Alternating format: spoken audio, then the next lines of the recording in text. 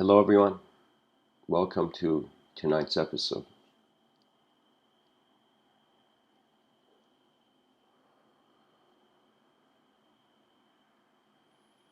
Relativism, from the body's object, the mind's subject, and the soul's witness.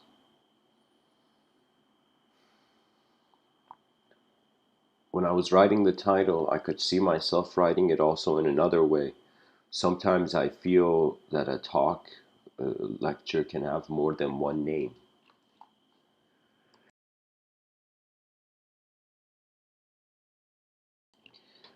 Relativism from the objective body, the subjective mind, and the witnessing soul. And so before I can speak about relativism, I have to speak about epistemology. And epistemology is, you can say, the study of knowledge, how we know things.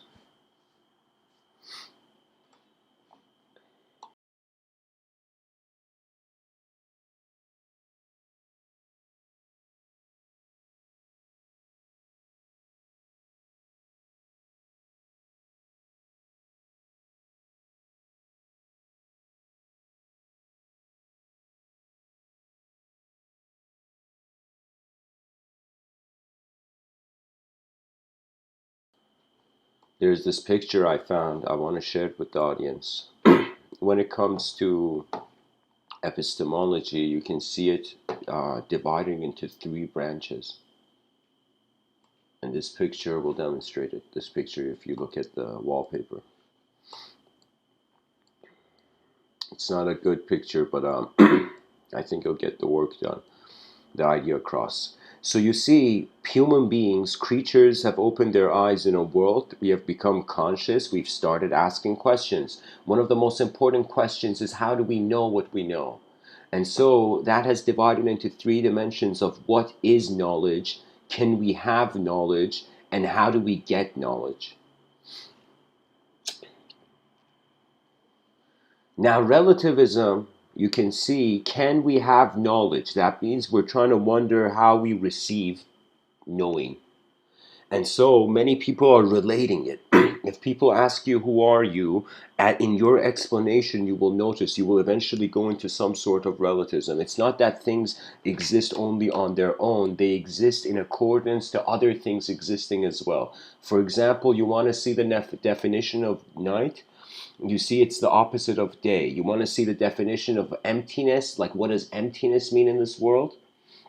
You know, it's the absence of what is full, or when a system has the potential to be full, it can have the potential to be empty. Because life is here, we are afraid that, for example, death will come, you know?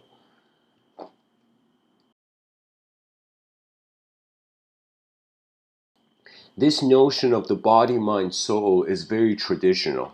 It's pretty much like an ancient technology, but in regards to the categorization of what is actually here as intelligence. Now, I can get into this.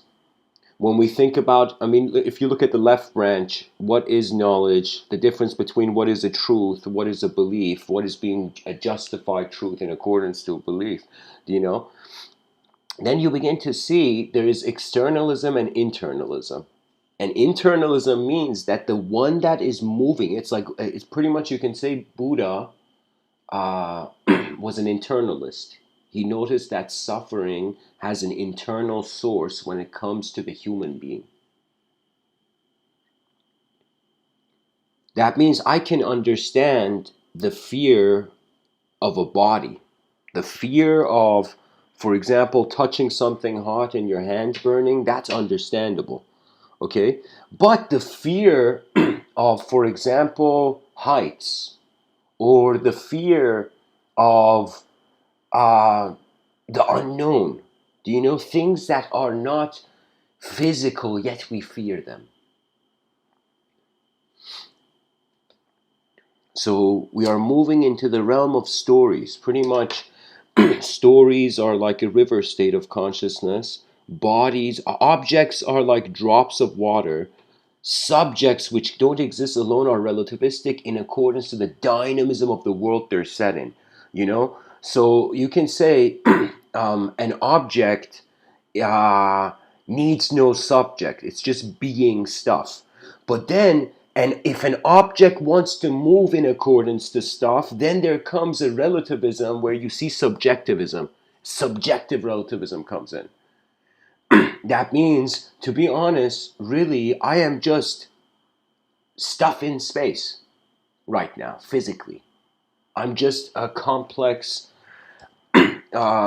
efforts of a self-replicating cell, as we all are.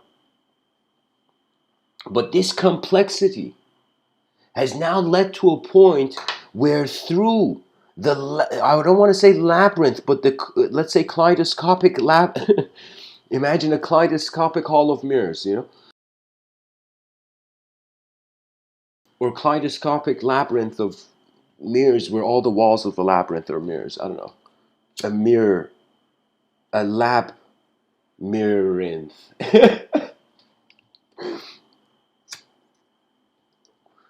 But what it is, it's like how we relate. And you see here skepticism and dogmatism, that's pretty much belief and disbelief right there.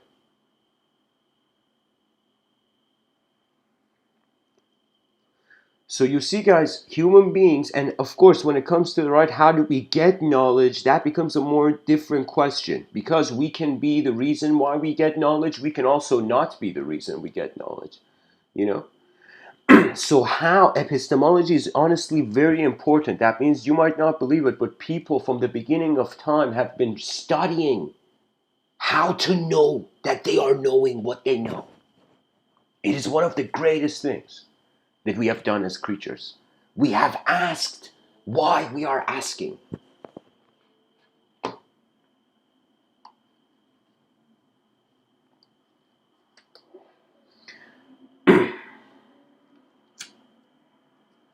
So everything is relative. On an existential level, you don't need to technically that much relativism. What I mean by that is everybody's existing, It's like you can relate to every existential thing here, you know?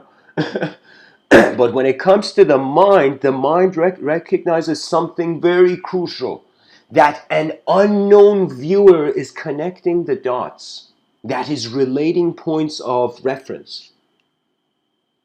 So it's like we ask what is moving our body, and the person's like, I got a mind. Oh yeah, the mind's moving my body. And then we were like, what is moving the mind? Bam! Question exploded. Supernova explosion. We reached the language threshold. The only way we can know is actually experientially only. That means here's the cool thing about the inner realms. After some point, they have nothing to do with the outer realms. That means your mind can, you know what it is? It's like the body, the body is like the friend of your mind, and the mind is the immediate host. That means this universe is designed for minds. It's not designed for bodies. Bodies are found in it, though.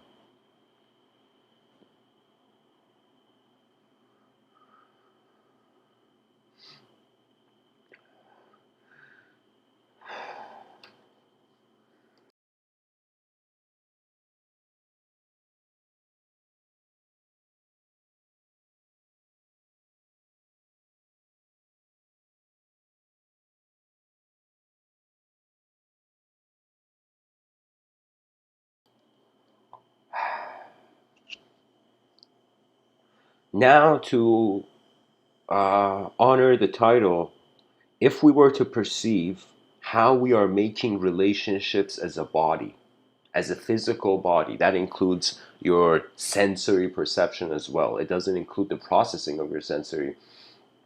Uh, I mean, here's the thing. It's like there are three separate dimensions, yet they're separate, like how your heart and your liver and your brain are separate. They're part of the same system, separate. So in one moment, the being can just tune into the objective resonance of the phenomena. All right, I'm looking at objects, touching stuff, but then the person can, in some sense, relate things in accordance to a mind that is the paint. It feels like the body is the brush, the mind is the paint, and the soul is the artist. But what the soul is not the paint or the paintbrush. So it is, we have reached a point where it's as if like the utility of phenomena is declaring to the conscious free will that it is not the only thing here.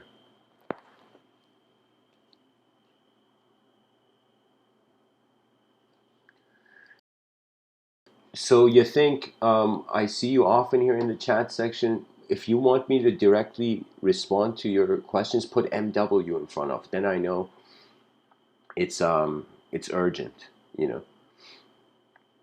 So you think says we know what we know by experience, question mark, individually and collectively, question mark, with or without guidance or inspirations. It is my I am animating my chosen me here in this now moment unfolding, question mark. You know what it is? It's like you're saying a statement, but you're putting question marks at the back.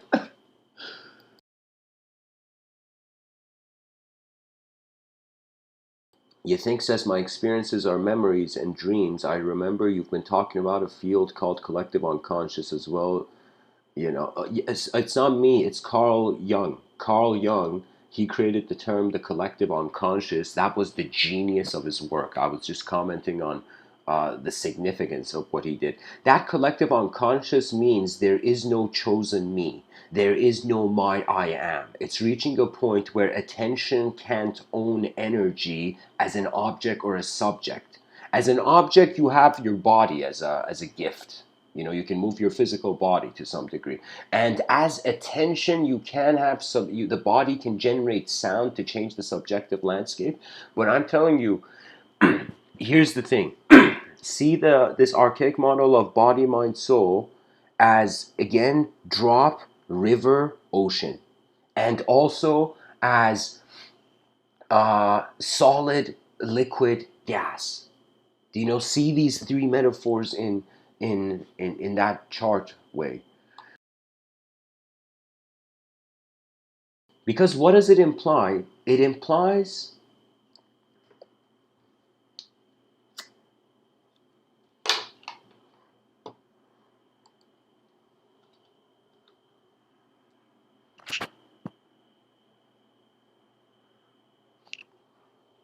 so guys, just I guess I should probably write something at the beginning in the chat section, but guys, here's the idea. Think of the chat section as a branch and think of the talk as a branch, and I'm a bird. Or think of the chat section as a branch, think of the talk as the sky. When I give the talk, I'm kind of flying in the air, but my eyes is on the branch. So I do see what's sent there, and midway in the talk, I do think about how to respond to the question. So the best thing is people just share their questions. Don't worry about when I will answer them. Before I end the talk, I will come to answer them. And sometimes if they relate to the topic, I do engage the question.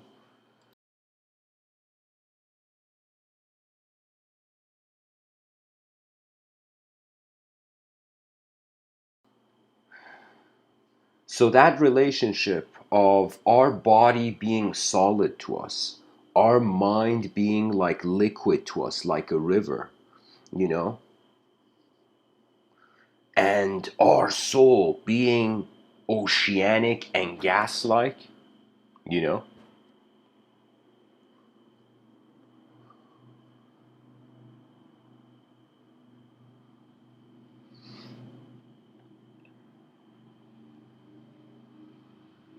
the soul, you can't do anything about it. It's just there. It technically is the here. It's your whole moment. So a fragmented relationship in the moment can't. Well, I'll give you an example. Imagine you're standing and you have a younger brother, and your younger brother is inside this sphere of light around your younger brother. Now, your younger brother can't see anything outside of the sphere of light. You can see your younger brother in that sphere of light. Okay, you can see how your younger brother is in this sphere that your younger brother can't see outside of that sphere. Okay, but you can. You can see outside of that sphere. So what are your options? You can either let things, you can let your younger brother stay. Your younger brother can stay in the sphere for the rest of the lifetime. The person just sees what's inside the sphere. Or you can push out, you can pull, you can literally grab your younger brother from that sphere, inside the sphere, and pull your brother out so your brother sees outside of that sphere, you know? Or you could do something, which is the strategy I tend to employ, which is I give mirrors or I roll the sphere. Because a mirror is all you need in this life to realize where truth is coming from.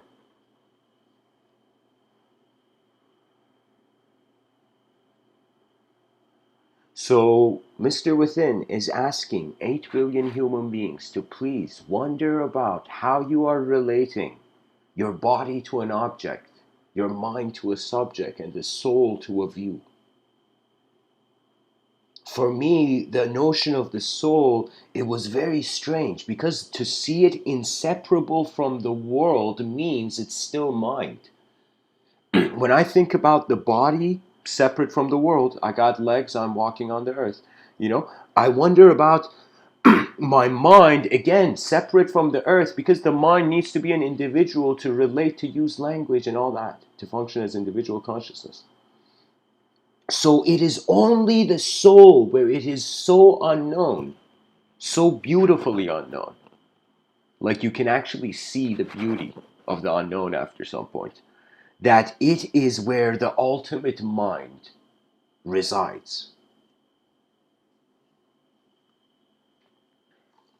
That means imagine there is the Earth, around Earth, there is a galactic Colosseum.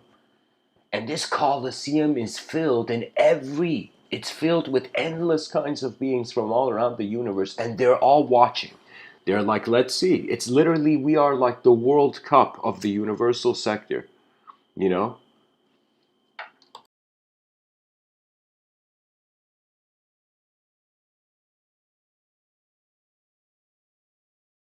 Imagine galaxies far away having bets on if we're gonna continue our survive and become interstellar, or if we're gonna be extinct. Can you imagine? Imagine in our class there's extraterrestrial and advanced extraterrestrial beings, and they're like, "Yo, man, no way this humanity's gonna survive that long." And the other extraterrestrials like, "Bro, I know they are. You know, there's something strange about them. You know." So it's becoming like something where the mind is beginning to entertain spaces. So sometimes you might not be able to access. This is for all those who have an interest in shamanism. Sometimes you may not be able to access the right vision, but the whole point is when relativistically, if yourself, which in mysticism this does happen, when yourself becomes the whole moment, you are non dual. That means for the first time, you're not a person, you're not a presence, you're not a personality, you're not a concept, you have become sight, undisturbed.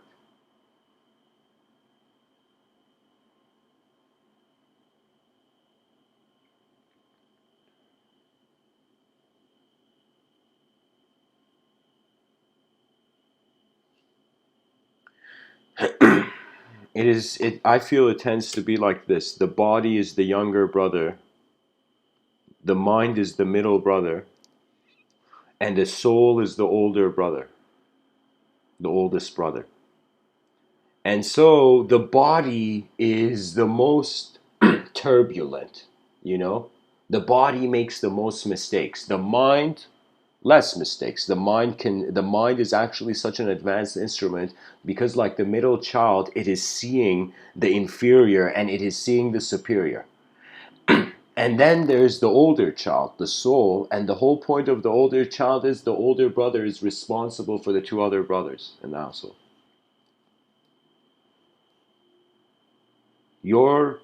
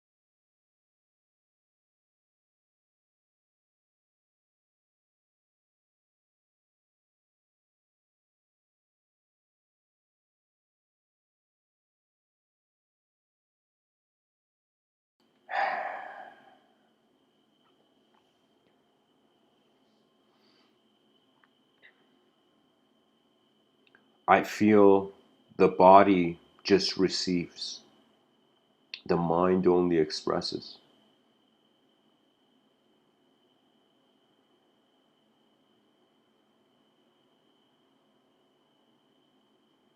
And the soul watches like literally a mastermind. Like the master of the mind watches the whole room set in motion.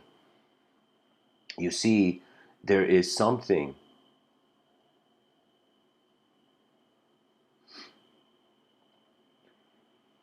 that if your attention is undisturbed, there can be no piloting error. Every person's intelligence is like an instrument. And you might not believe it, that this instrument must be first learned to be played alone. That means, let me tell you what it is, this life. You open your eyes as this incredibly advanced technology that, due to the conditioning and behavior of the environment and wanting to fit into the cultural program, there is an storification that occurs where you make yourself a type of character, and so there is a type of world you want this character to be in.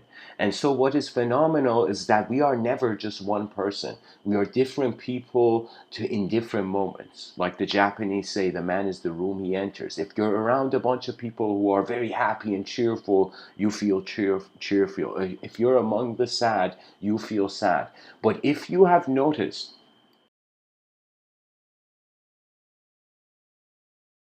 that all these branches of epistemology is after we have entered the linguistic simulation. When you see knowledge, experience, knowing and experience is instantaneous, then you navigate as an experiencer, and then the content comes. So I would tell you, I am, throughout my whole life, keeping of a sort of foolish, not foolish per se, but a simplistic wilderness alive in myself.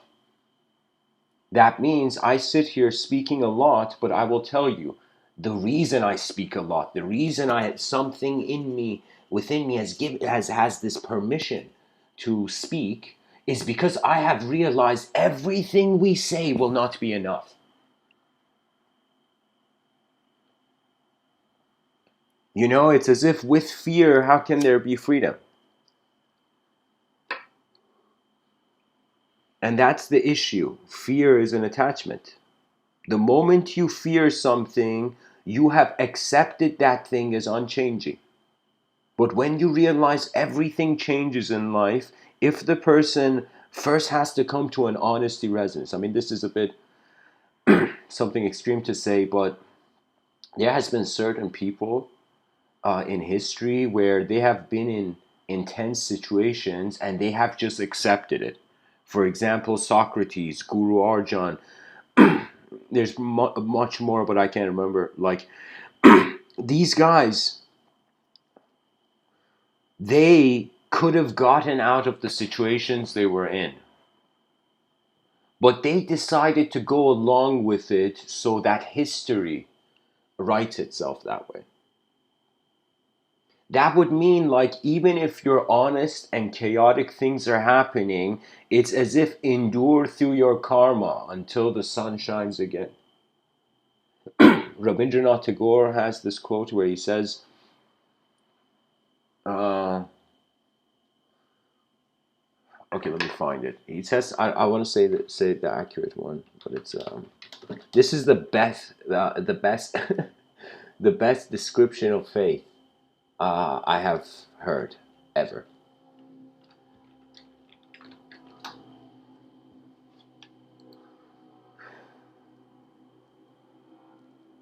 Rabindranath Tagore says, faith is the bird that feels the light. Oh my God, this is not the quote. Hold on. Faith is the bird that feels the light when the dawn is still dark. There we go.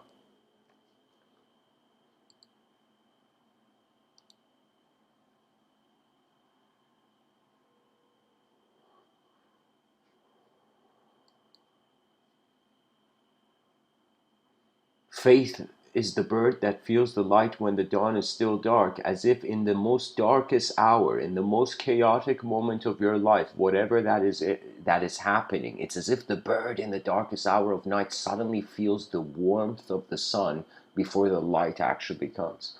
You know, the temperature wave hits us first.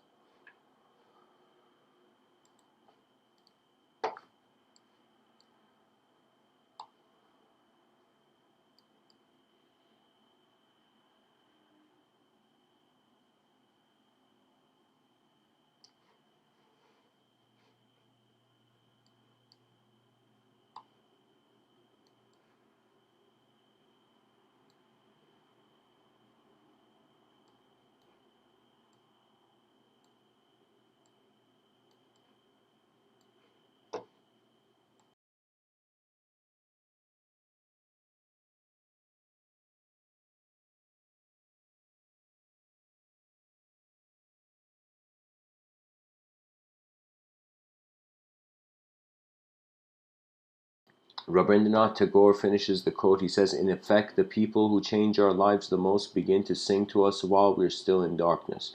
If we listen to their song, we will see the dawning of a new part of ourselves.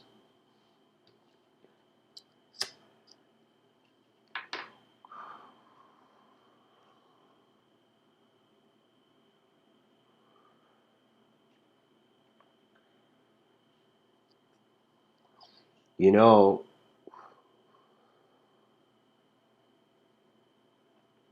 Shakespeare has this quote where he says, some are born great, some achieve greatness, some have greatness thrust upon them. And Mr.Within would say, greatness could never die. That's the whole point. It has to be the archetype of the era. You know what that means? That means, imagine we think the laws of nature are so simplistic, but let us say the laws of nature had a narrative basis to it. That means as if there was the forces in nature that we think are inanimate, we think are lifeless. Pretty much the whole difference between, I find, the secular and non-secular perspective is that the secular perspective and the non-secular both perceive force. There's energy, or nobody doubts energy. You know what I mean? But one person says this energy is God's will, and the other person says this energy is coincidence.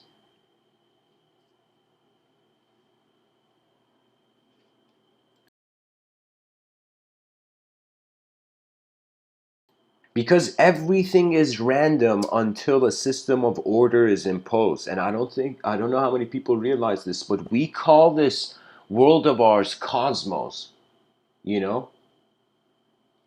Yet the word cosmos means order. That means the world is not order.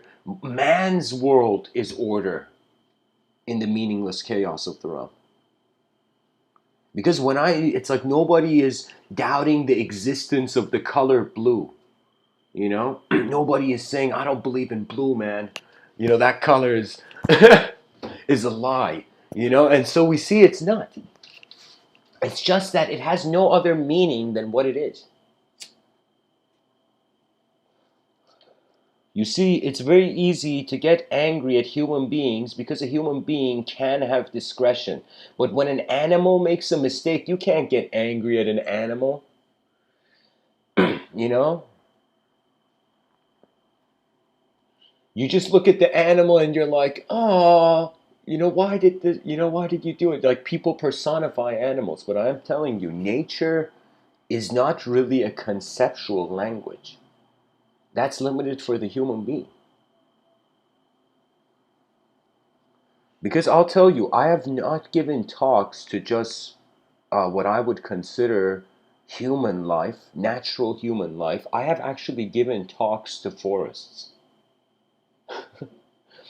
Like, I've been in parks and I've just given talks, and the talk wasn't directed to an audience, it was to the whole moment.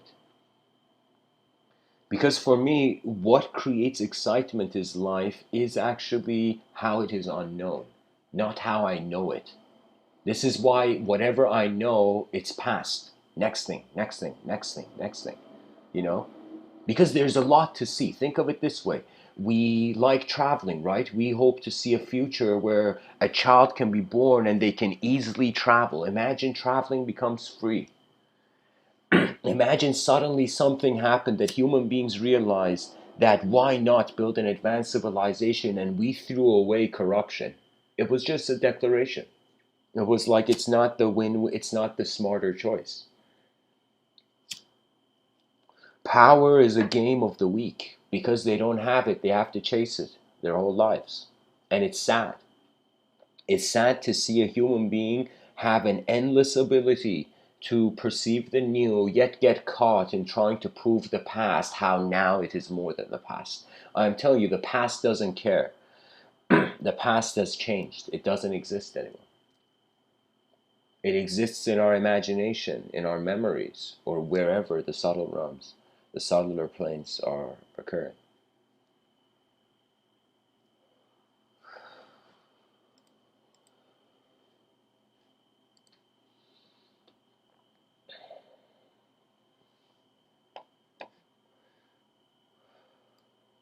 There is something else I want to share about epistemology, which is another angle of perceiving the same thing I was saying.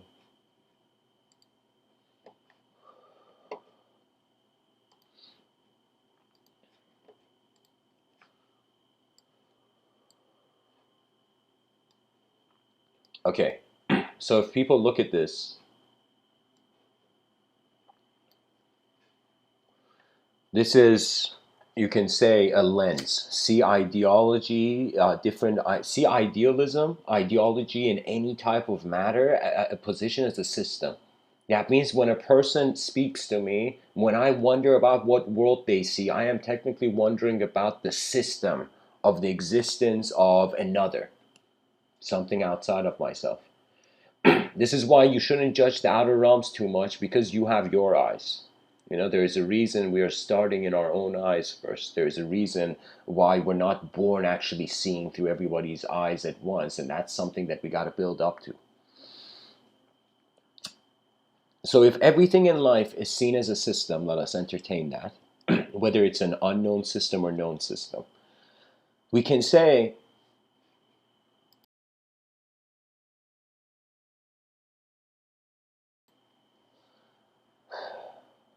and the reason we're calling it a system, because a lot of different things are just happening at once, and we're calling this life, you know? So think of it this way in your own life. Any moment you find yourself, that's a system. And so you're wondering about what is causing how you know things in the system, and what the relationships are after you know. So it's like pretty much, what is the cause? How does this cause relate to the effect? And now, how is the cause and the effect being perceived? I guess how something functions, you're kind of looking at something go from point A to B. That means I'll give you an example. Imagine someone is in a race, and this person, he knows the odds are against them, but instead of listening to his environment, this person just says to himself, I'm in point A, I need to get to point B. That's it.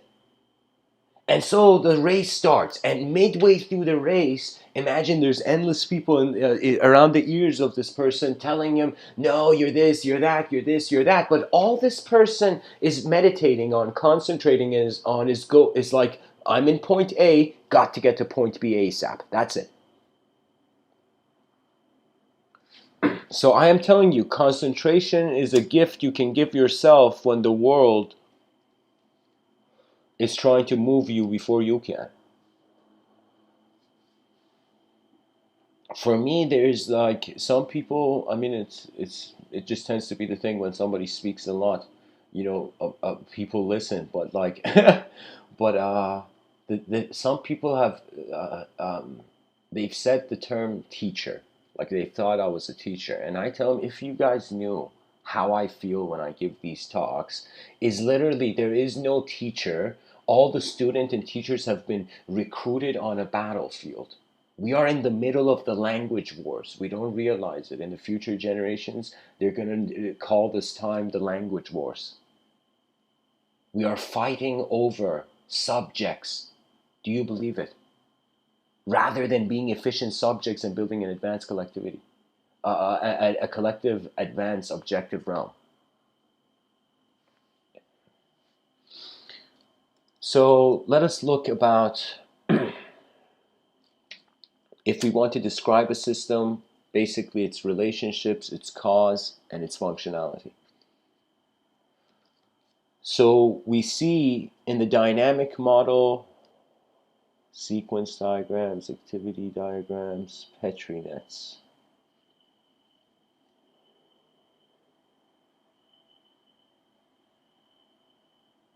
Guys, see everything at any moment in time having a known unknown dimension, and calculate and consider the percentages of how much in one moment something is known and something is unknown.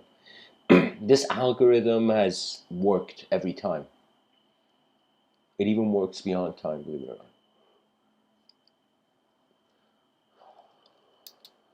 You know, you can kind of see, pretty much, it's based on how we choose to see the human being. Because we're a biological being,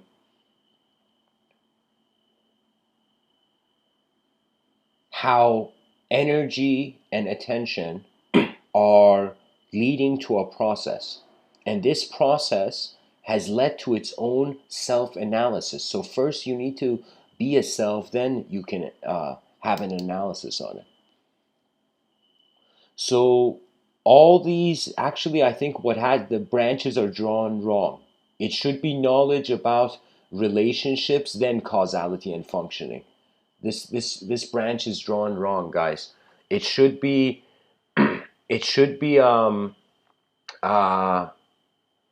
knowledge and relationships. The knowledge about causality and knowledge about functionality should branch out from knowledge about relationships, because the first relationship you declare as valid is what sets the whole system into meaning.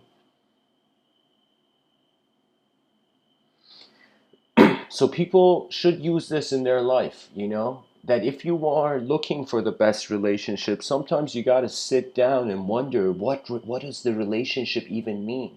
What does the concept of communication mean between the inner realms of two different beings who are in the common moment of an outer realm? Because when I was younger, I would just take things for face value, and there was this gullibility, this like kind gullibility. Yay, you know, be honest and broken, you know.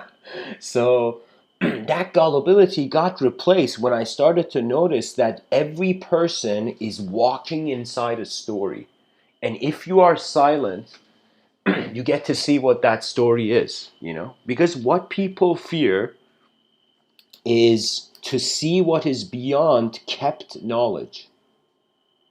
If that fear goes away, an advanced era of exploration and advanced communicators will begin.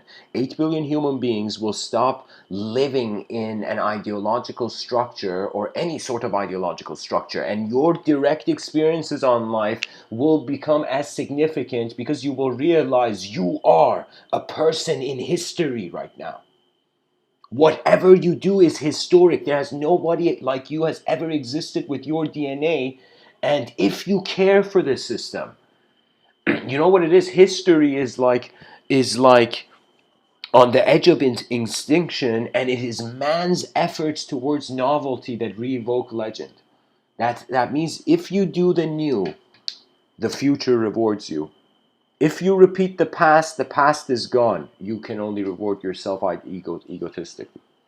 You could assume merit when there is none. Do you know there has been many sages in history who they have scolded kings? Sage, like the dude like was meditating in a forest, then he would come out and just shout at the king of the kingdom and go back, you know, to meditating in the forest. It was so casual, you know. Because the whole point is you can be a king of the outer realms. But the king of the inner realms has nothing to do with how intensely you've gripped an object or a subject. It proves nothing when everything changes. I will tell you, a testament to wisdom is how much the person is content when there is no content to the moment.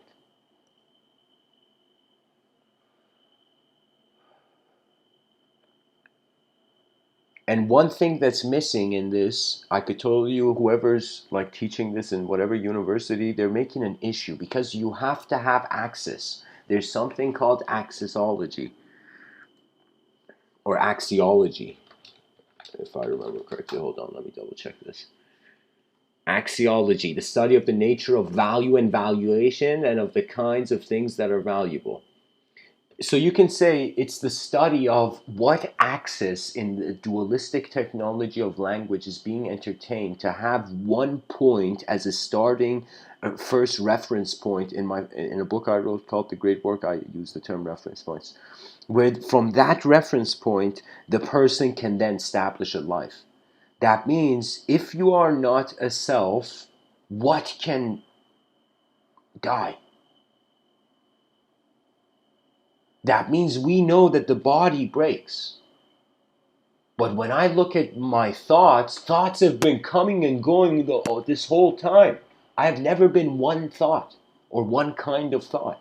This is why we're not thoughts, because they're changing. Because there is a watcher from an additional dimension.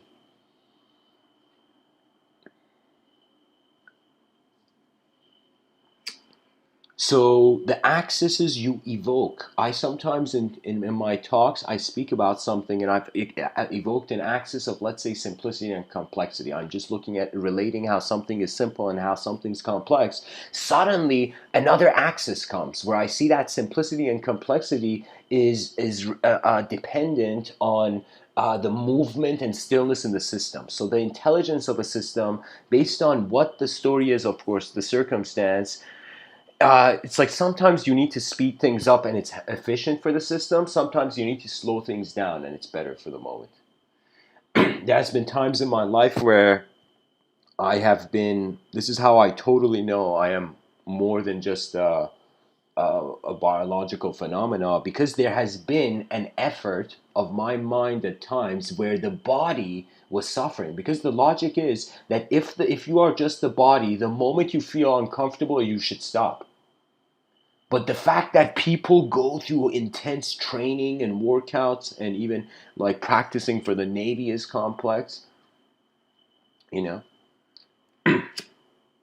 I remember on Joe Rogan hearing Dan Bilzerian speak about military training and whatnot. So there is this incredible complexity that we keep striving through, and we think we're just the body. If the body feels pain, it should stop, but something keeps us going, keeps the body still going.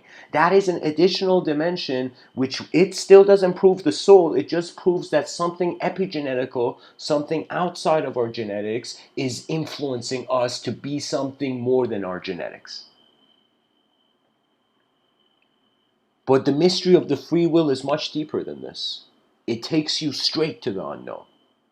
And when you're at the unknown, there is no such thing as confusion. It's prior to language. It's literally a pre-thought moment. It's the moment before the child was like, oh, a thought, you know?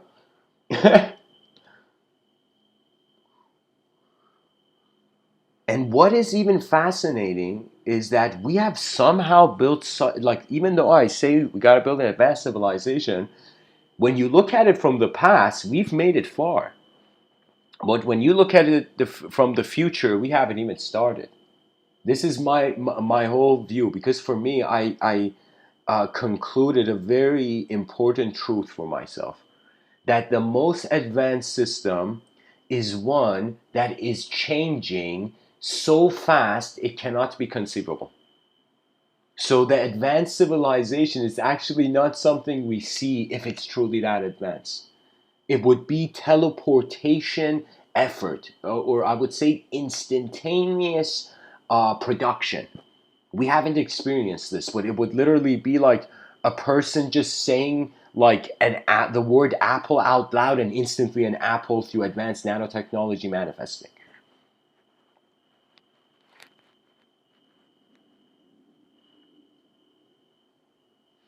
Everything is kept by an axis. Even our planet has an axis. So we should say the first thing about human epistemology, or wanting to know how we know things, is what axis are we put? And that axis, the most primary, is known and unknown. And this is why I'm like, the educational system needs a complete reform, where the branches of knowledge are just unknown studies and known studies. People who are studying what the species knows already, and people who are studying what the species can know. This way, there would be a division of explorers and compilers. That's it. That's all the educational system needs. Two kinds of troops in regards to the march against the unknown, of how far language can be used and what new languages will come to meet us. For me, in this life, I'll be honest, even though I speak, there has been a sort of personal shamanic dimension of becoming the ally of the moment, then marching forth into the unknown. And how you become ally of the moment is to actually be able to see the moment for what it is. That means you will get samadhi tears when you realize every relationship in this life has been the experience of a moment. Energy cannot die. It is not created, and it cannot die. It cannot be destroyed, but it can endlessly change. And if you treat the soul, this word soul that is, I don't know how people hear it nowadays, but this word soul, it is as if consciousness is energy itself. We are energy. Before I was my name, the energy of the universal sector was where I resided. You see, you can treat this biological body as your body. You can treat the observable universe, as much as the sensory allows, as the edge of your mind. But then you will see the soul is edgeless.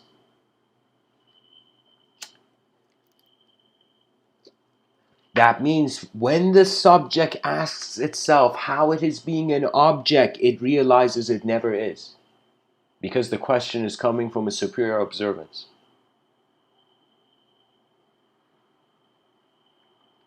And when the subject asks how it's a subject, the soul roars. As if the cosmos, as if we are the universe's imagination, gone wild. Which totally explains why we act like animals.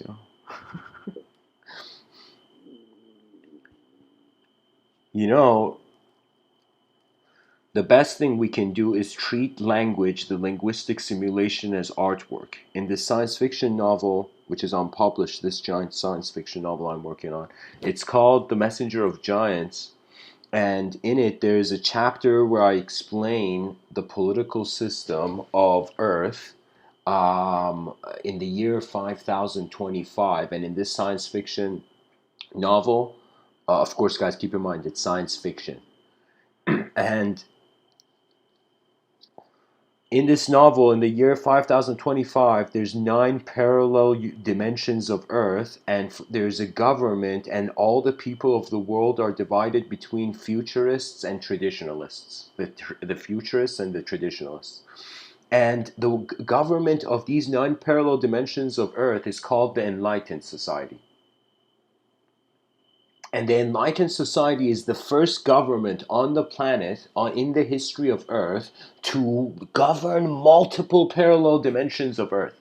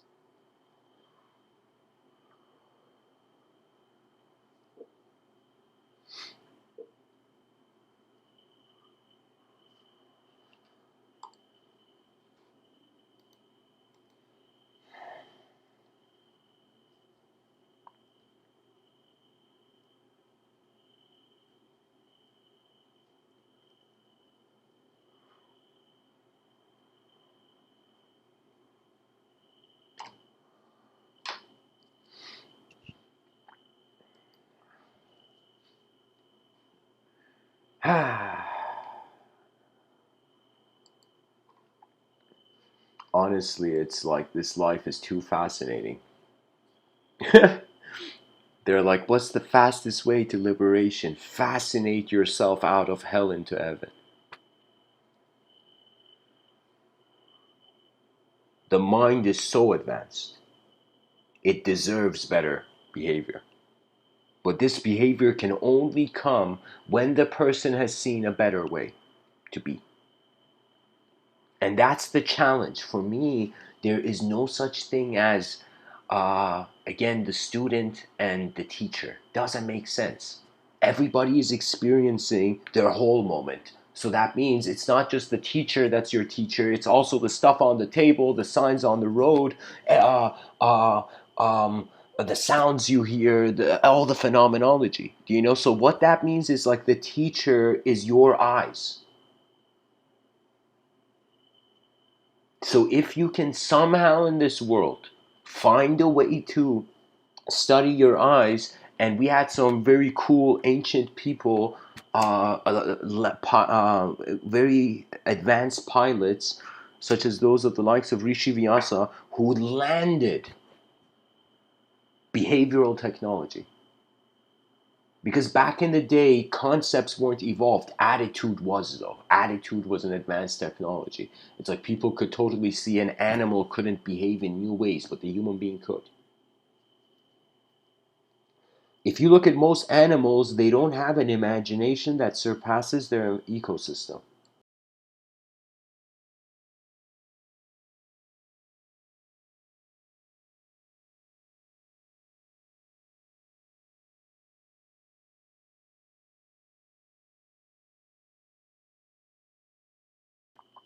Imagine a lion or a tiger, rare mountain, um, let's say a rare mountain lion, okay? This nature who's lived on that same mountain, let's say 20 years. I don't know, maybe that's too long for canines, right? Like 10 years. Now, this mountain lion, for the first time, this nature photographer has gone there and camped outside of the cave.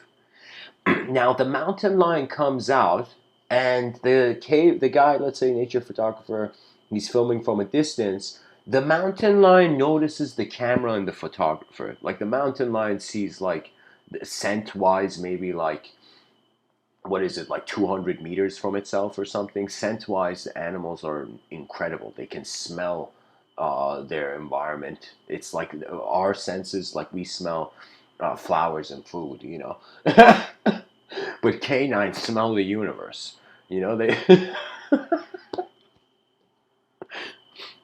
So my point is that this nature photographer suddenly wonders to himself, "Oh my God, am I like an alien to this mountain lion that has noticed me? Like, am I the most next level thing that the imagination of this mountain lion has seen?"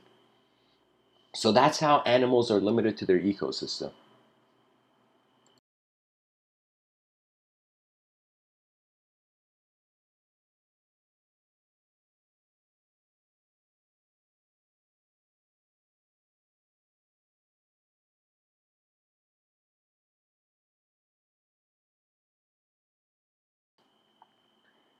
So guys, the attention is the secret, which if you have looked everywhere and you can't find this secret, most likely you are the secret. If you've looked everywhere to find a key to a certain door and you haven't found the key anywhere, maybe you are the key. So, guys, I need a quick intermission. I'll be back in a couple minutes. Stay tuned and just ask questions in the chat section and I'll get to them all. Blessings. I'll be back.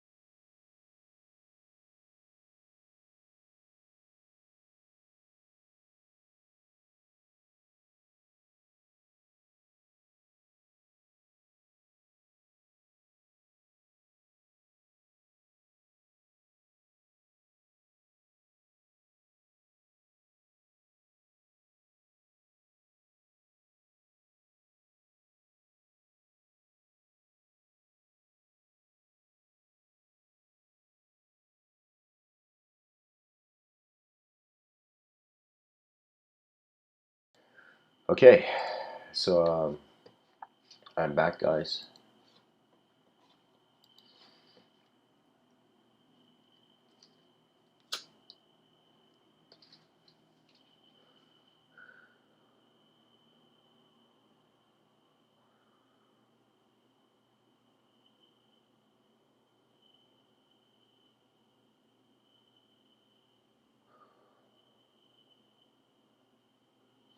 So you think I've noticed something about the way you speak. You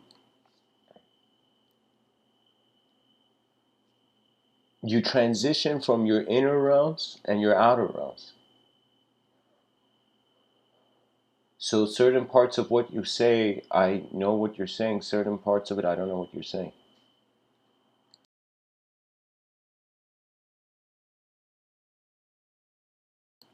So, anyways, you think, says Mr. Within, I have memory of hovering over my physical body and my dead physical body in an ambulance before, during this lifetime, fully alive again following day. Question, how could that be recorded in this physical brain? I mean, of course, the question is that it is the physical brain. It's not a recording of it. It's not something recorded in it. It could, like, okay, here's the thing. It's like we're standing in the middle of a portal wondering which world, which side should we acknowledge the problem from. If we see objects here first, the subjects are hallucinatory. If you see subjects here first, you were never an object, so who says it's being recorded in the physical brain? You say when I was transparent observer, I'm going to read for you guys something you can see, we can, relate it to the talk in the sense that this is a complex Vedic existential system. That means in Vedanta, the way they saw this whole, the cosmology is very unique. So I'm going to share something with you, so this might clear things up.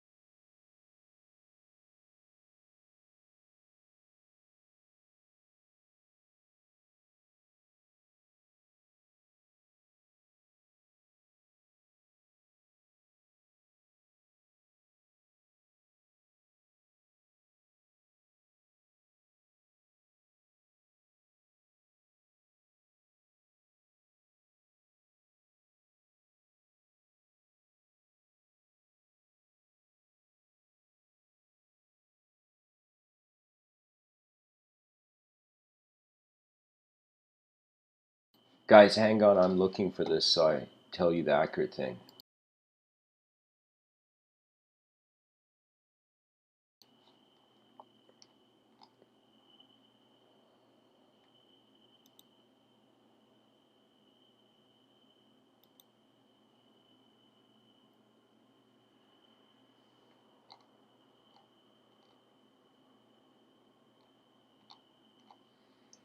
Oh my god, I can't find it.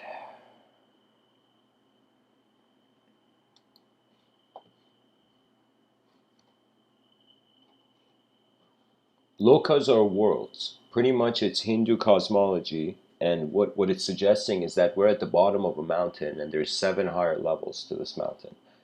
And so we are like the lowest level. And the way it goes up from that is so interesting, but I can't find it here. 7 lower realms, 7 higher realms.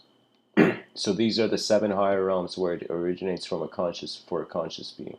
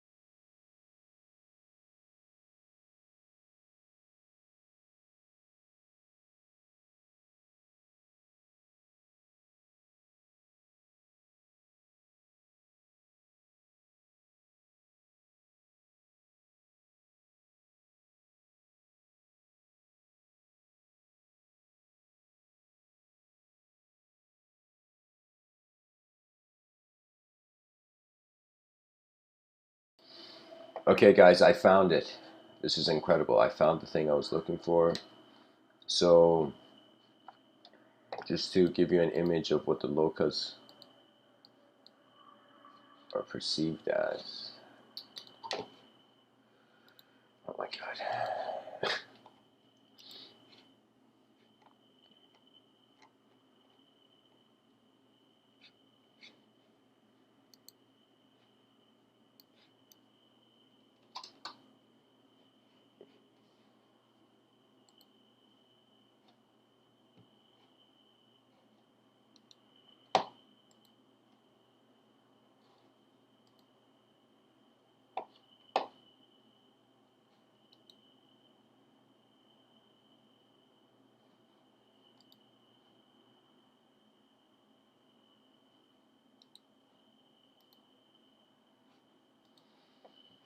Okay, so guys, if you can look at the wallpaper of the video,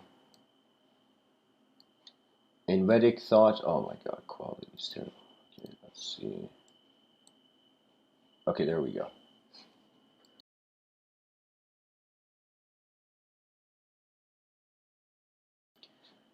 So you see, we are in the earth plane. Now, we have the first loka, the earth world, called Bhuloka, the world perceived through the 5 senses. So you think in the chat section, I'm sharing this so you can comprehend your question. So Bhuloka, earth world, the world perceived through the 5 senses. Then the second one is called Bhuvar Loka, but in between the first and second upper worlds, there is a state called Antar Loka, inner or in between world. Sukshmaloka, subtle plane, the mental and emotional sphere occupied by angels, spirits, and devas, divine beings.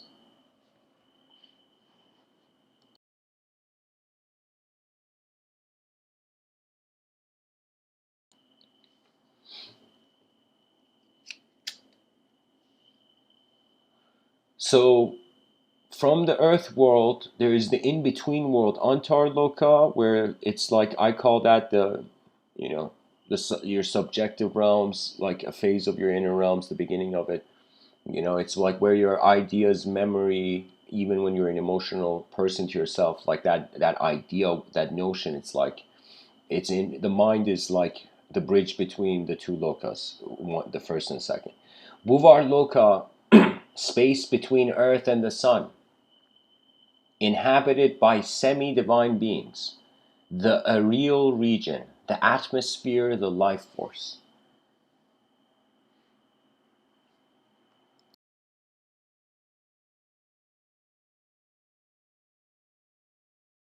So literally in Vedic thought, that the space between the earth and the sun is inhabited by semi-divine beings. I tapped into this idea similar to this, as if space has a soul. So it's like, imagine chunks of outer space being a conscious being. Where it says the aerial region, the atmosphere, the life force. It's like the living forces, it's where the elements are alive, you can say. Then there is Svarloka, region between the sun and polar star, the heaven of the god Indra. So Indra is the god of heaven in Vedic thought. He's like the king of the gods, pretty much. Svarloka region between the sun and polar star, the heaven of the god Indra. After that, we go to Maharloka, the abode of great sages and enlightened beings. That means after celestial kingdoms, there is then the wise sages and then the enlightened beings. Those who are realizing the bigger picture is not a picture to become a king of or to be a peasant in.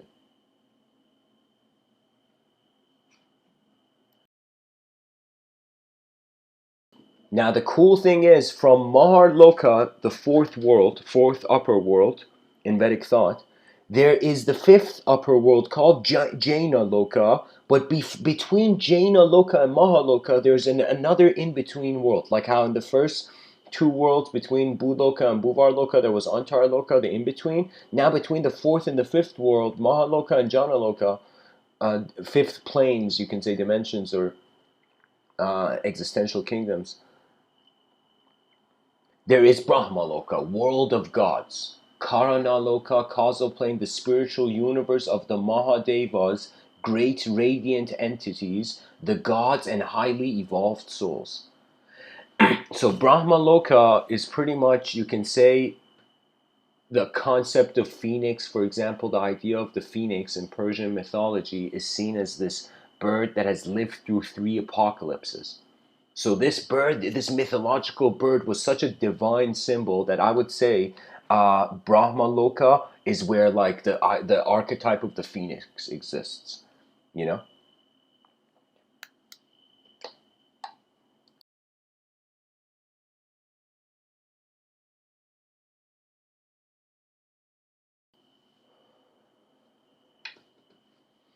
So, in Brahmaloka, highly evolved souls and gods and great radiant entities and Mahadevas just chilling. Then we go to the 5th and 6th and 7th, and these are a bit complex to explain, guys, but the best way I could find an analogy for it is to see it like a family. So from the 5th dimension, from the 5th plane, let's say upper dimensions, you know, upper upper world rooms, Jaina Loka is the creative plane. It's the abode of the sons of God Brahma.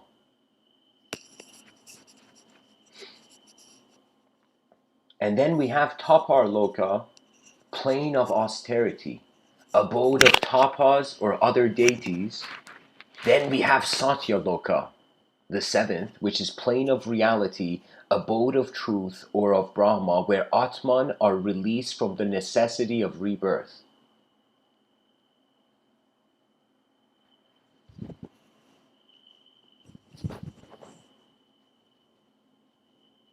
So what does that mean? That means the Jaina Loka is like the children. Imagine like you have your kids, but you are like your brothers, your family members. It's like a family gathering, right? So it's like God's kids are like the 5th dimension. God's siblings and acquaintances are the 6th dimension. The 7th dimension is just pure God alone. Now this God is not conceivable. The only suggestion is that because it's truth and the untruth is endlessly cyclically spinning in illusion, so there is no rebirth. That means the center of the wheel of karma doesn't move, doesn't have karma. But the wheel that's moving has karma. So these are the 7 upper worlds, and pretty much theologians, metaphysicians, you can say philosophers, even the scientific mind, like we at some point we're going to realize it's like we are kingdomizing language as profession. But once we realize it is all accessible, it's like, when will we see the advanced human being? Perhaps when we notice how advanced our being is, we will laugh at what we felt we could not.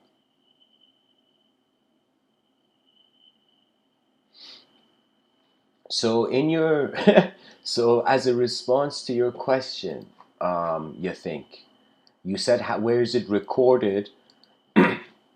I could tell you it's recorded in the Antar Loka, not in the Earth world. So your answer is Antar Loka.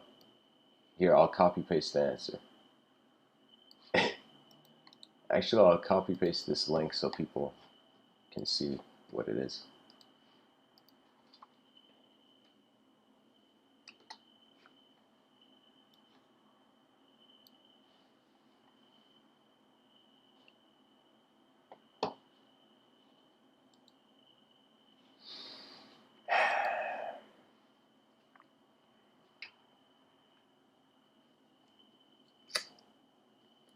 Technically, it's not being recorded by the brain. The brain is being less of a shape to itself so it can remember how the mind is like a river. You see, the body is like a drop, it's going to evaporate, but the mind is really like a river. It can't die. I don't know how a mind can die. We can't even touch a mind. You know, the mind is not even an object. It's like how does a subject die? Maybe if people don't talk about it or attention goes elsewhere, but it doesn't necessarily even mean the subject died. You know? So what I'm saying is, based on how we perceive ourselves, there comes the relativism. That means what is fueling relationships and its experiences, you know? And this is what I find that in our current information age, the cyberspace culture has kind of had a, it's kind of like technology has disturbed something. Now, to pinpoint what that really is the tolerance to realize life is a journey, the destination is whatever you'll need. It's like kind of unknown. Do you know what I mean? So the destination is unknown. So what you really have as a human being is being present in the journey. Do you know?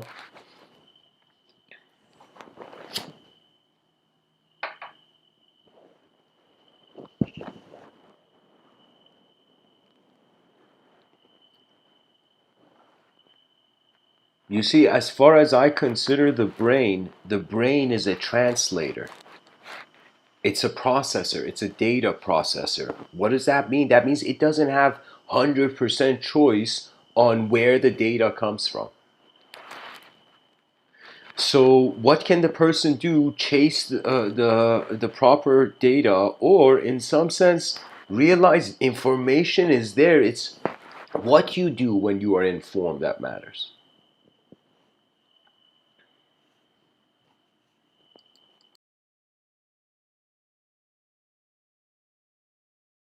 It's very easy for a person to notice how they're sitting, for example, and fix their posture. But when it comes to the mind, when it comes to our intelligence, the intelligent observer, it's like, how can we notice how that's standing? And what it's standing is how it has accepted the world. That means it's like, imagine there was a child who in this kid in his youth experienced hardship. Now, this kid felt life was such a hard place. This kid felt that there was no justice, no fairness, nothing. So in the mind of this kid, he felt he could do anything, you know? But until it's like somebody would see that person and who's given up on the world, you know, and be like, the person's given up too soon. I will tell you, it's like the secret glitch of this realm. It's not survival of the fittest, it is survival of whose attention is on the ball the most. And that ball is the origination of the stories of value.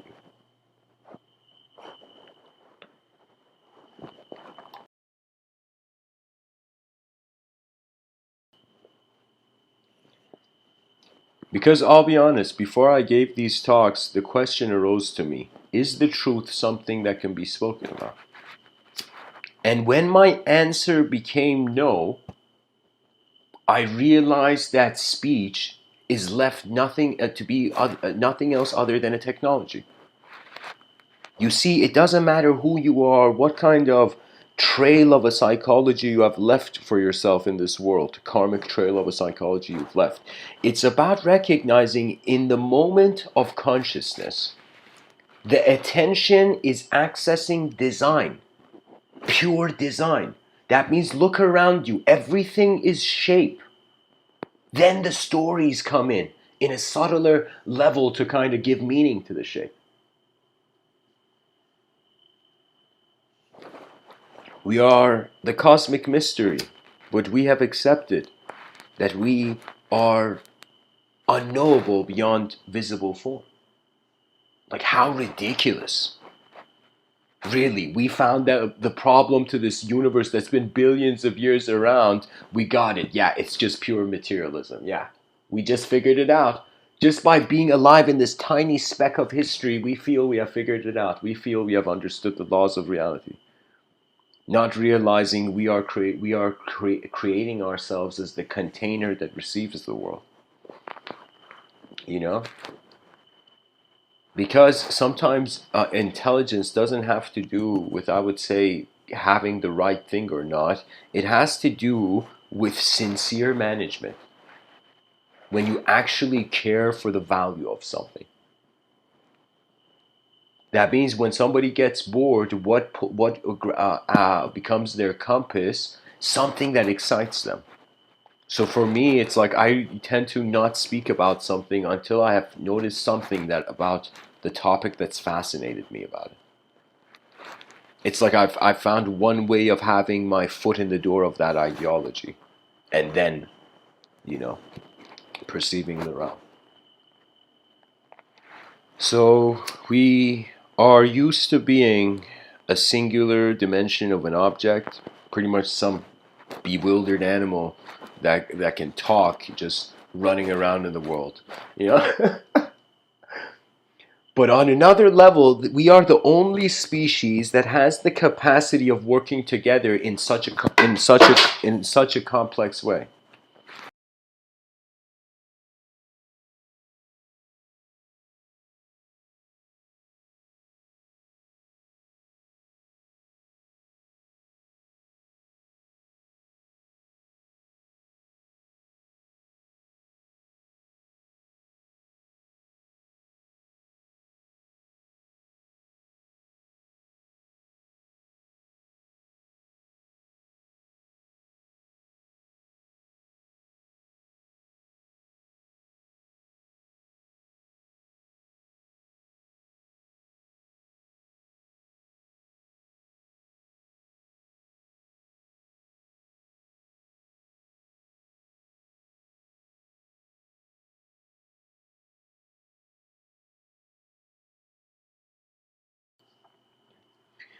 Guys, the metaphor of the circle is very helpful. It's like consciousness, because it's instantaneously being, is the center of the soul, is the center of the circle. The mind is the radius, and the circumference is the body. The circle is the body.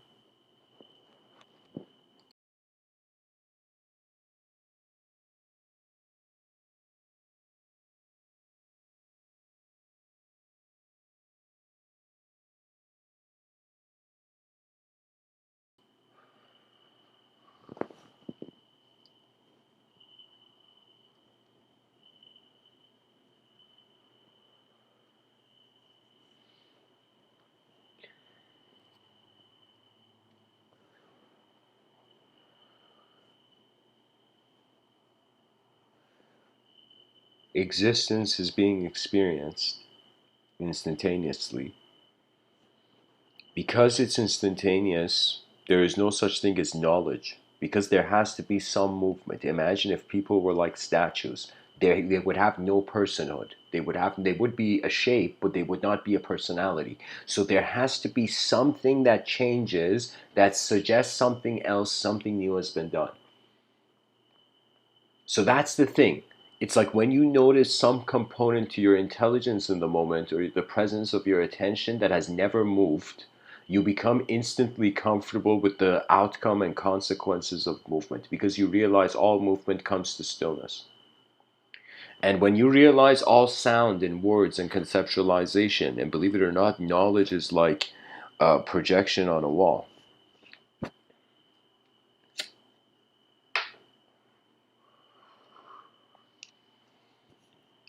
I remember when I was my family, when we were living in Iran for some time, we would go on. I was very young. I have a twin brother, and my father, and there was a family friend where they had kids too.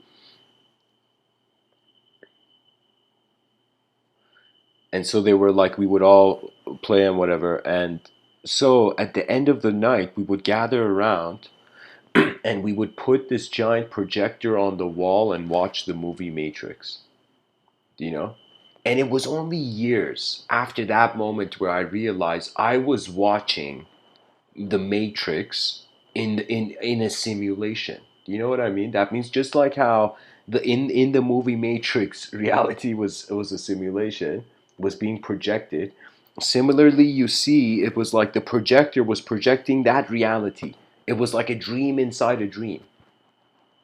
It was like an unconscious awareness to an inception moment, like the film. And that's the thing. Because let me tell you what's going to happen. In this life, if you fear things, you break. When you break, you're left there. Attention is left there until it realizes it has to move itself. When it moves itself, then it understands the value of not giving up, and then the concept of endless endurance comes. That means anything that's important for you, you suddenly have the energy for. You care suddenly. Anything you care about, your true intelligence engages. Anything you don't care about, you're like maybe like pecking at it like a bird, you know? Reality must be gracious. And it must be multidimensional. Now it's like the time has come. Are we going to be just good and bad till the end of time? We got to branch this out, you know? We have to recognize that rather than people are good and bad, people, their attention has moved in good and bad ways. But people are never just who they are in one moment. I mean, think about yourself as an example. Are you who you were 10 years ago, 20 years ago? You see, you're not. Your inner realms have shifted, your outer realms have shifted, and they have been changing. And by the mere nature of their change, they suggest something changeless watching it. Because there are certain schools of thought that consider just this witness, just this Taoistic, like non dual witness, to also be limited. That means the whole point is, because we're wondering about something beyond shape, how can we shape it? How can we have a shaped technique? How can you have a shaped technique to realize something that isn't shaped? The only shaped technique is to stop drawing shapes and just watch the moment. Anybody who, I would say, masters this ability to be in the most simplest way alive and to be okay with the most simplest way life is, then you will understand, you will see the blind spots of all complexity. Because every intelligence has its own pace, and once the intelligence finds its pace, it becomes like your life, your work in this life becomes like a master musician. You suddenly remember the notes. You suddenly remember why your eyes were open before they were open, you know, and then the universal memory finds you. And after the universal memory finds you, the individual lifetime is completed super quickly. And so what tends to happen after the universal memory is that you render yourself as the attributeless. And as you become pure attributeless, the only reason to be on earth is by your choice. That means, I'll be honest, in 2015, I had such a unique inner realm experience where I felt literally I was going to leave my existence. And I felt that I came into this door where in my inner realms it was like a canyon and suddenly a cave inside the canyon, inside the wall of a canyon, you know? And there was a door there. And I remember I touched this door in my inner realms, my ideological self in that moment. It's like I'm just standing in a room, the inner event is taking place, and my eyes are closed, just super still in the moment, noticing the inner event. And as my hand goes on this door, there's this feeling like I can leave. I can leave my own existence. There was that intuitive feeling. And I remember my hand was on the door, and then there was just this feeling like there is so much that I can't let go yet. Do you know? And there was this strange feeling when you reach completion, you wonder about uh, all the interconnectivity of the world that led you towards it, you know? So you know what it was? It was literally like a feeling where the moment you're allowed to leave the system, you consciously realize why you came here. It's like, I'm telling you, it's like there is a value here. There is a way that the human being is not seeing itself yet. That will be a massive collective liberation once occur. And I will tell you a clue. Imagine 8 billion people using the term inner realms. Imagine every human being in every situation. You know, you can see a person, you can see their outer realm demeanor, and then you can also wonder about their inner realm. Imagine a parent. They look at their child and they see the child seems okay in the outer realms, but the child is more quiet than usual. The parent says, "Tell me what's going on in your inner realms." Do you know?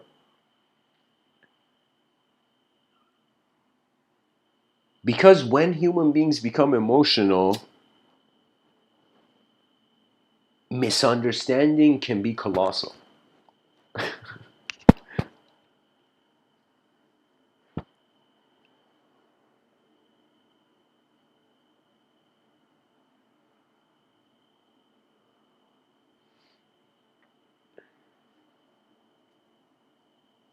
I feel there are planetary jobs and there are universal jobs. Universal jobs require you to work as a mind.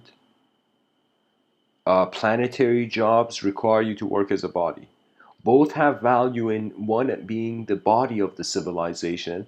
That means imagine civilization was a giant robot, okay? We would need a bunch of people to actually build the body of this giant robot, and we would need some advanced level of programmers to kind of build the mind of this robot, right? So the inner realm advancement of civilization, I call it the mind of the civilization, serving the mind of the civilization.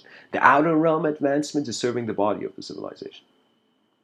And as human beings shift the nature of their speech and treat themselves as antennas of nature, that we have not come here empty-handed. We have an ability to receive whatever sensory landscape in front of us and to process that by the choice of how we are here.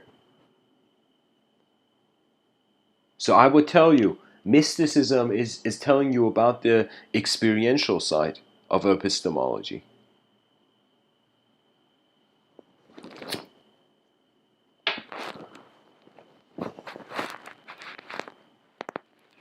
And so, if we are an experience of an unknown mind, how can we just be the existence of a known body? And if we are just the existence of a known body, how can we ever consider the unknown mind? I'm like, it's such a cruelty. You know what it is? It's literally like what I did not expect. That I noticed that it was like, I feel there was never. Um,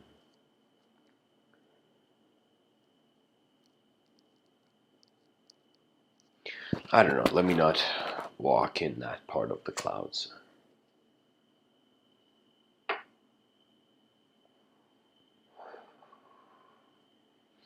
It's an opportunity to just see what's going on. And when you realize you're the source of what is happening to you, that's when I say you will laugh and cry. The archetype based on the past which has to exit, will cry. The future, the new you from the future that is entering is, you can say, laughing. I am telling you, this body is a mysterious instrument. The biology, like if it's like, here's the thing. If you think about the body being like a Rubik's cube, then it totally, like the physical poses in yoga make sense.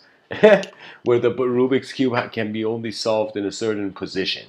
I mean, honestly, if you when I saw yoga and I had this mentality that human intelligence is like an antenna,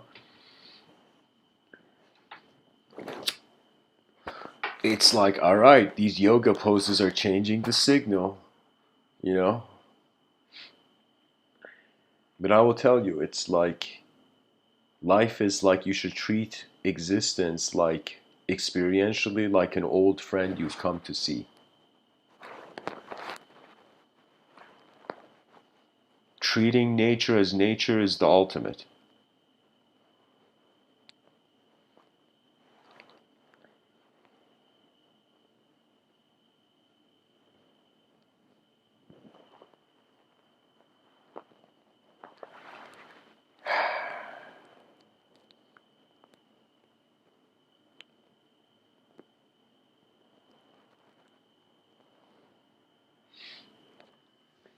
Anyways, guys,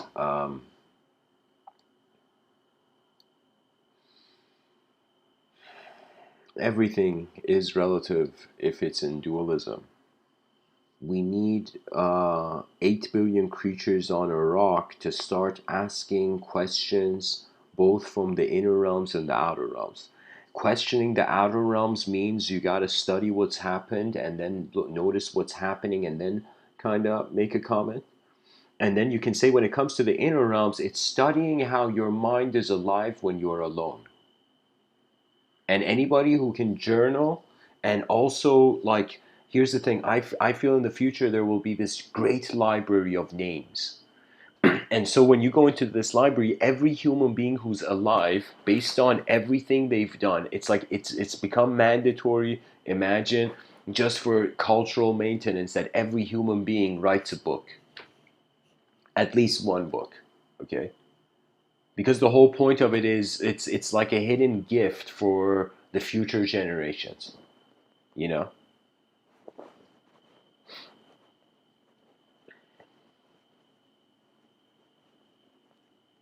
And that's the thing, we have to now stop fearing the outer realms and honestly, efficiently, in a win-win context for the individual and the collective, share strategies. You know what's happening?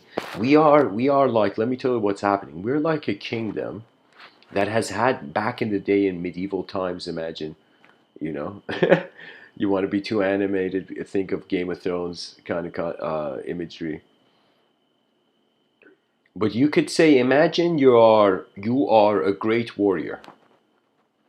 Let us say that, and let us say you're sleeping, you know, or let us say you're not even a great warrior. You don't know what kind of warrior you are. You're just someone in the kingdom sleeping.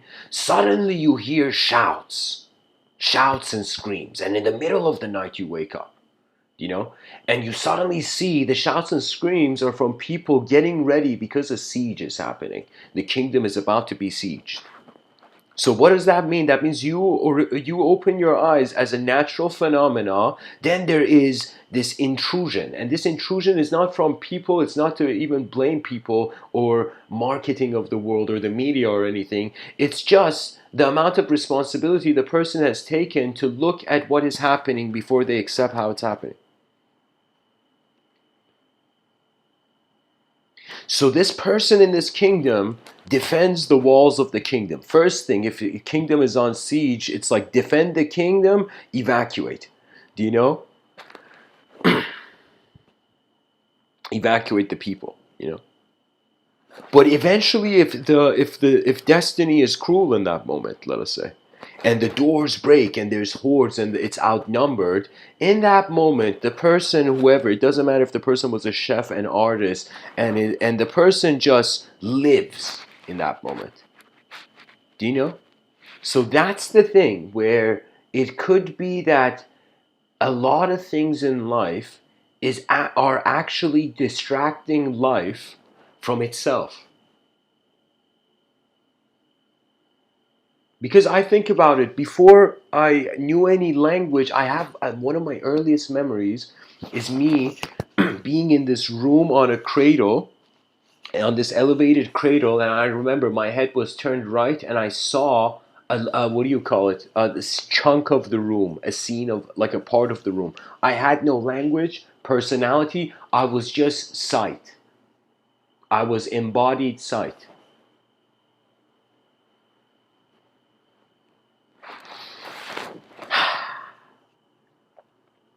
We are multidimensional pilots in disguise, of in an atomic disguise, you know.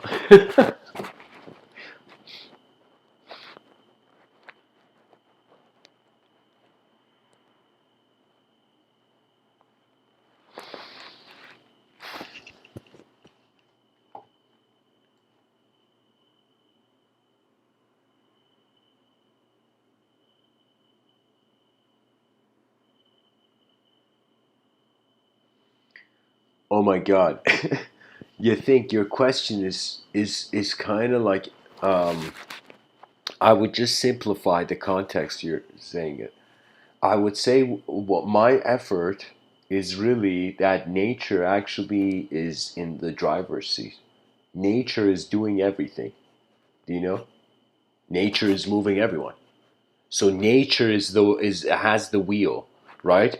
But as a passenger among to the passengers in the seat, like other passengers in the seat, as either comrades on a intellectual battlefield or in the language wars, I would say it's like, here's the thing. I don't know people personally. I don't know who they are. For example, somebody writes something in the chat section. I don't even know who you are to even know how you're saying what you're saying. But I'm saying like,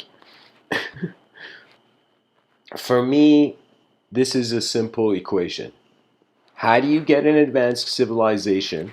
Let's say I'm a person who wants to see what an advanced civilization looks like. You know, imagine that's my ultimate aim in this life, to just see what the greatest potential of it looks like. Okay? Now, that would mean not one mind, not one person. It's like you see, there is the ant. Let me tell you, it's like the beehive, it doesn't matter if there's a queen or not. The bees are each doing their own work in building the hive. Right? For me, the issue is we are bees that have somehow depressed ourselves from building a hive. And we have accepted the weak, realizing the same way we could have accepted the strong. It's becoming easier and easier for people to see that they are inefficient. Imagine the opposite happened. Imagine somebody in that moment you were about to do something inefficient, somebody came and shouted out at you, how dare you? And you realize it was your future self.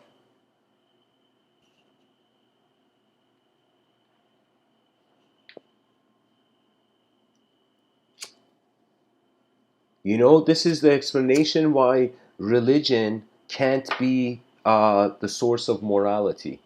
Because our moral decisions are based on what happens in the future, not just what has happened in the past or what has been defined from the past.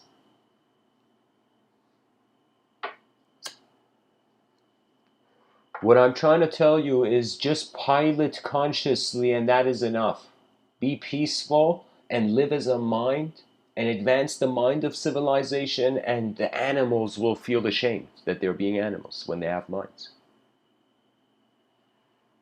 And hopefully, we're going to get in the future, let us say, cyberspace replacing all physical violence. People want to fight, go fight in cyberspace.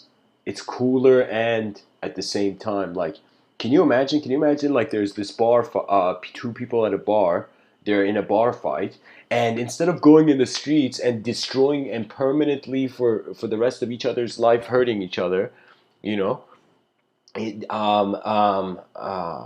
imagine these two people who want a street fight. They want a street fight, and all their friends want a street fight too. There's this giant booth They all go into this virtual reality. They choose a map as if it's the medieval ages or if it's like in sci-fi setting, and they end up as cyberspace people, and they can actually in cyberspace kill each other with swords, and whoever wins like was the bigger man, or I would say, or not the bigger man, or like the more dominant or whatever, you know. So that's what I'm telling you. The violence, instead, the same violence got exerted. They like literally they had a street fight, but they didn't have it on a physical street. They had it in a cyberspace street. That's what I'm saying. We are literally, as we are getting smarter as a species, we're finding different tools. And algorithms and ways of behavior can be a different tool. So you can say your mindset is how you have been using yourself as a tool. Now you can use and hold this tool differently or change the tool, you know? And I'm not telling people to be a tool. But there's a lot of possibility when language's hollowness is only filled by the experience.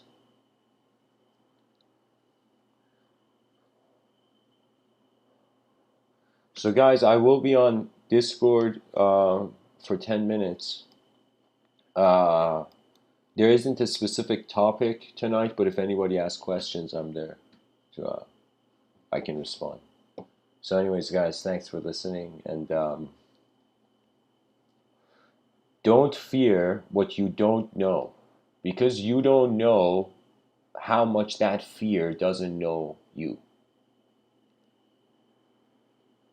If you're someone who's been being weak, harbor inner strength. If you're weak in your outer realms. Because if you're weak in the outer realms, that has more of a suggestion of your state of mind than actually if you're really weak. I'll give you an example. You know, elephants, they are chained. Elephants are chained to like, what do you call it?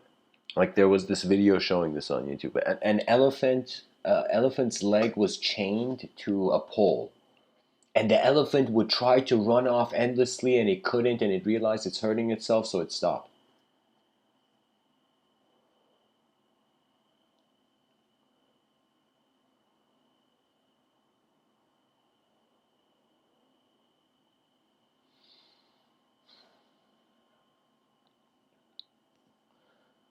Then look at what happens.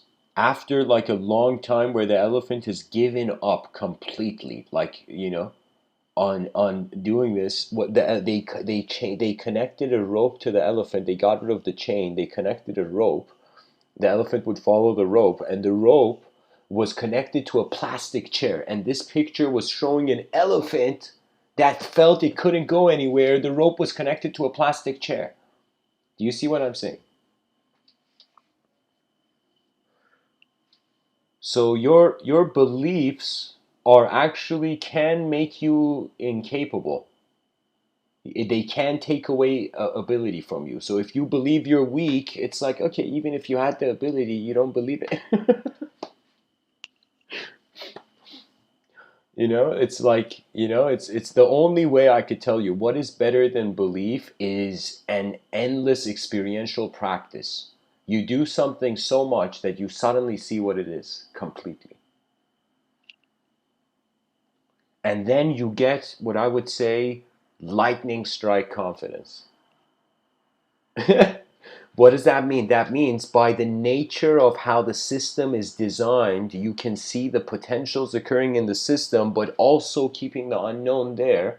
So that lightning strike comes when the unknown is being taken away. That's the last thing. That's the only thing. Pretty much, I'm trying to defend um, the last refuge of creativity. Where if the unknown is taken, if we think we know everything, that is the day we have stopped becoming an evolutionary human being. The body evolves, but the mind hasn't. The mind is like it has anchored itself to a subjective perspective, and it's done. I could tell you my conditioning was pretty much like a backpack with these endless books in it of different experience, each page of the book being different experience in my life. And at some point I'm like, why am I carrying this? Why have I been going on perceiving the inefficient self when I am alive only once? I get one chance to perceive, whether it's efficient or inefficient. So when the efficient becomes important for you, I kind of feel poetically. The lords of karma are like, yo, yo, yo, yo, look, one ape has noticed something more than itself. Oh my God. You know?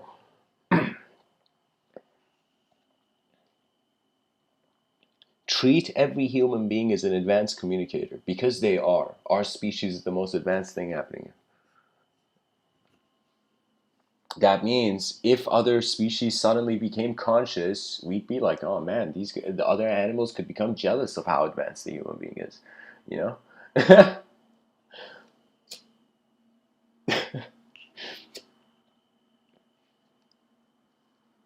You know, guys, before I end off, I'm gonna read one poem, one random poem.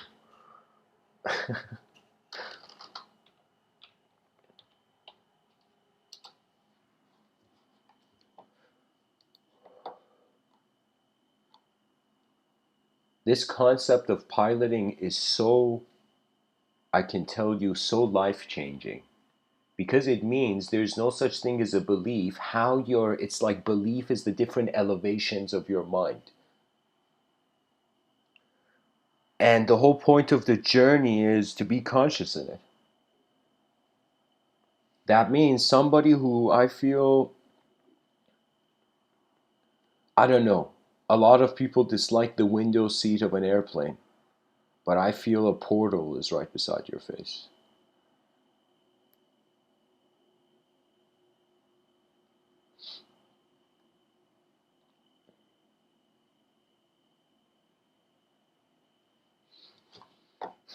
What poem shall find the night?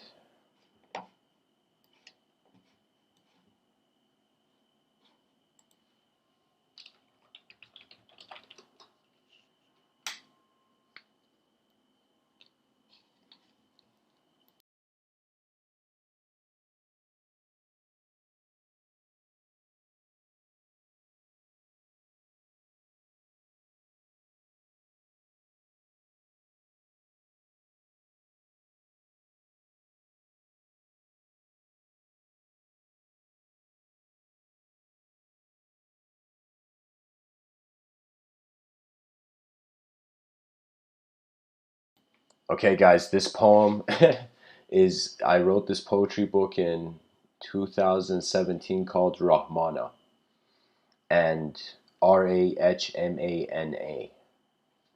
And the fifth poem, randomly, I feel like, I mean, not randomly, I just feel like maybe this poem has something to add. The title of the poem is Begging with Your Tongue. Just a second, I'm going to change the song in the background.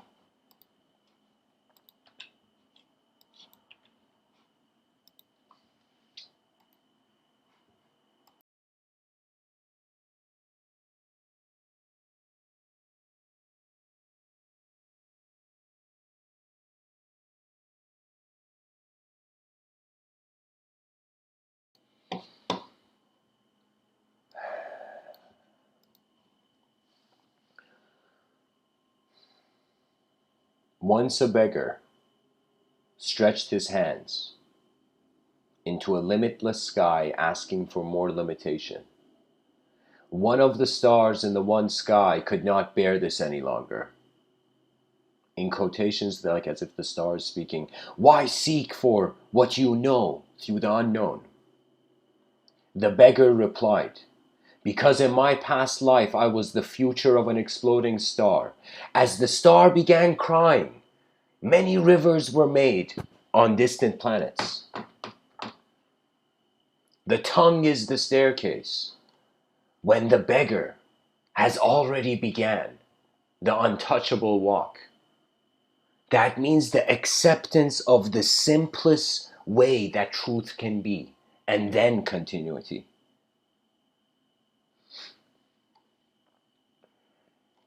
I'll read the poem after too. It's called Talks of Hate. Don't let words get too far. All are one. When did the moon hate the sun? How does the air become the sky? Every moment the world turns twice. When you're hungry, looking for more than a grain of rice. Wisdom is the same. Be free before words could take your place. When the flowers flow with the wind, the bee has already become the golden palace. All architecture is void. How do I know this? Because I am whole. W.H. The poem ends. So anyways, guys, thanks for listening. I'll see you on Discord. Blessings.